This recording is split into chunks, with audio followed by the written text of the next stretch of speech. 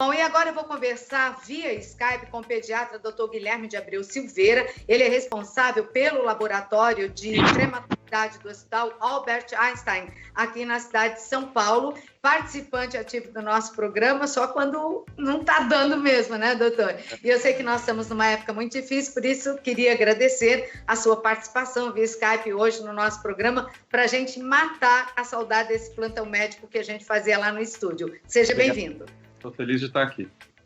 Eu também. Bom, doutor, eu abri na sexta-feira para que o público pudesse fazer perguntas através do nosso WhatsApp, ele vai aparecer aí na tela, quem quiser mandar perguntas também pode mandar agora, que o doutor Guilherme vai falar, e perguntas em geral sobre o seu filho, a sua criança. Mas é lógico que a gente quer começar perguntando sobre essa pandemia. Qual deve ser o comportamento do pai, já que já tivemos casos de bebês até e pré-adolescentes, crianças nessa pandemia, vítimas também da Covid-19. Qual deve ser o comportamento dos pais em relação às crianças, os cuidados?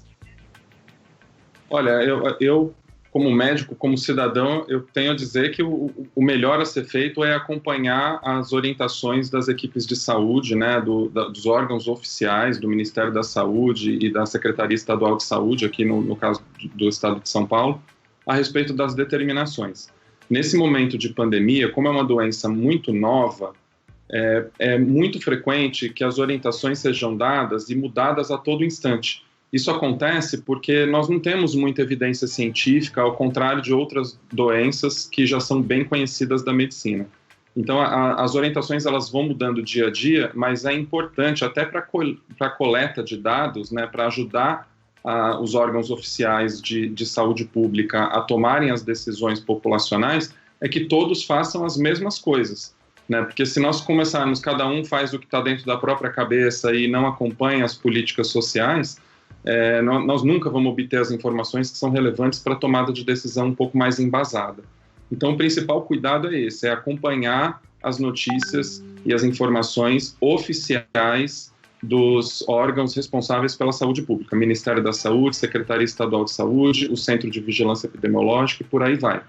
Evitem ficar atentos às famosas fake news, às notícias de WhatsApp, tomando condutas que não têm embasamento científico.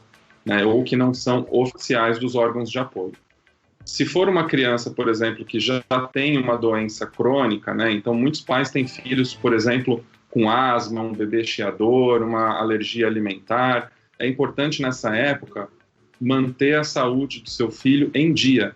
Então, por exemplo, se for uma criança que usa medicação contínua, dê as doses corretas, evite faltar remédio para essa criança, mantenha a doença sob controle.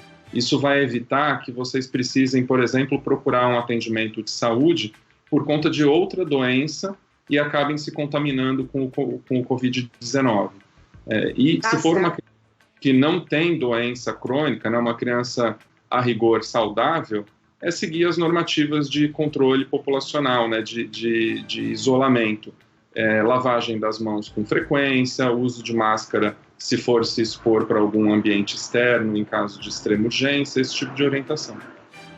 Bom, vamos às perguntas do nosso público, então, vamos saber aí da saúde das crianças. A primeira na tela, eu quero que abra a tela só para mim, para a pergunta, por favor, para eu poder fazer. Tira a imagem do doutor um pouquinho aqui da minha tela, para eu poder saber o que a mãe está perguntando, senão eu não vou conseguir ler. Você consegue ler aí, doutor? Aqui eu não consigo.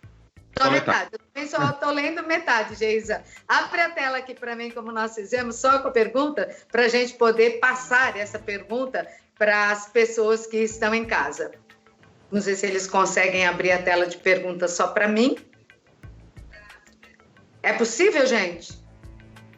Bom, acho que está difícil lá, peço desculpas aí ao público, que nós estamos ao vivo, né? A preocupação dos pais sempre é muito grande. Enquanto eles acertam esse probleminha lá técnico, doutor, nós estamos em pleno outono e um mês em que as crianças, principalmente aquelas com bronquite, com asma, sofrem mais, né? É uma época de consultório de pediatra cheio. E você falava há pouco que é até perigoso ir numa unidade de saúde ou num hospital com a criança que está com febre, criança que não está bem, não é? Porque a mãe se descuidou. Ficando só em casa é pior? As janelas têm que estar abertas, o sol tem que entrar. Dizem que em casa que o sol entra, médico não entra, né? Como que você vê essa questão, então?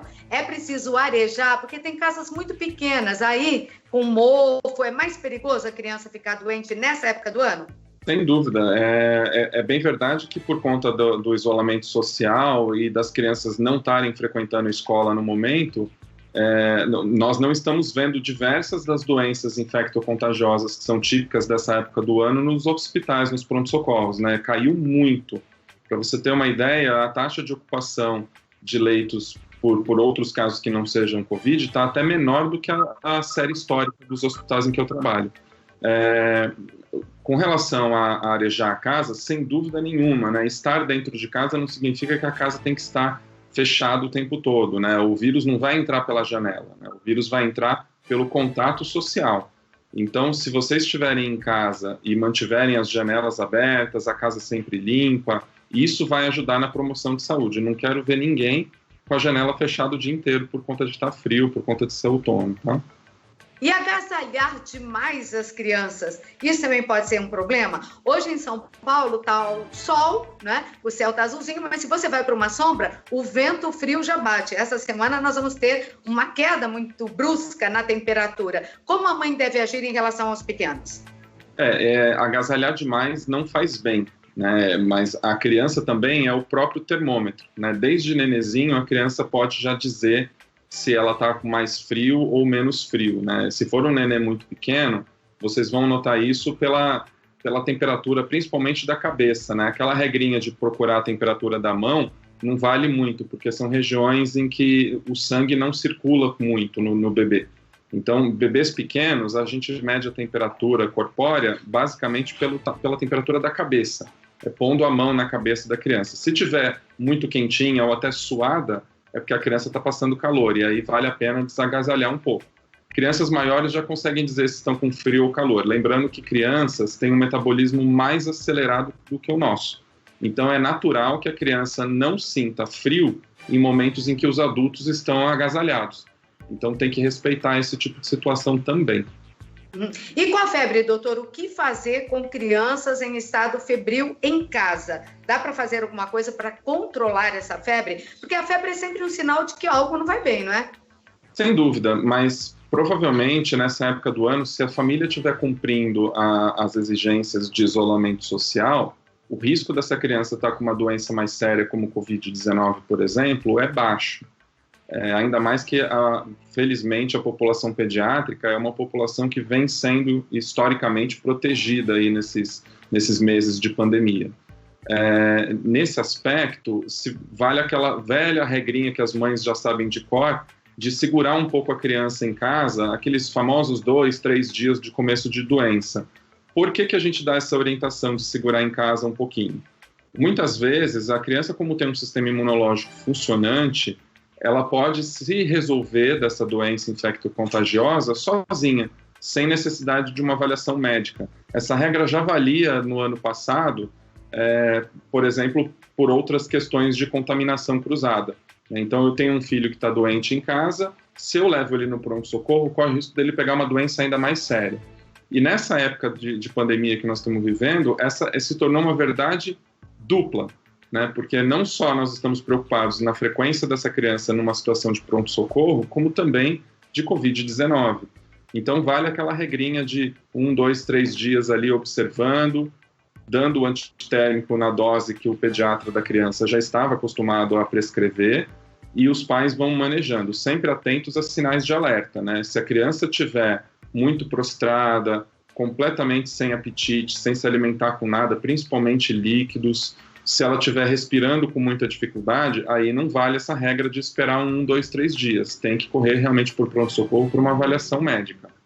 Lembrando que, apesar de não ser uma realidade para toda a população, muitas pessoas podem ter acesso, por exemplo, às linhas de telemedicina, né? Muitos planos de saúde, ainda mais nessa situação de pandemia, muitos planos de saúde estão oferecendo serviços dessa natureza, né, para orientação caso a caso, e até a visita domiciliar. Muitas redes de saúde têm feito essa proposta de visita domiciliar para impedir que os pacientes que estão doentes em casa tenham que se deslocar para um pronto-socorro cheio e cheio de casos suspeitos de Covid.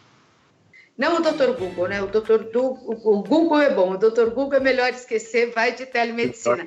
Doutor, eu lamento muito, peço desculpas, a gente não conseguiu, infelizmente, peço desculpas ao público do Santa Receita também, a gente não conseguiu colocar aí na tela as perguntas, mas eu achei até bom, sabe por quê? Assim você volta a falar comigo aqui no Santa Receita, que elas vão ficar guardadinhas para uma próxima. Muito obrigada por sua participação, viu? Obrigado a vocês.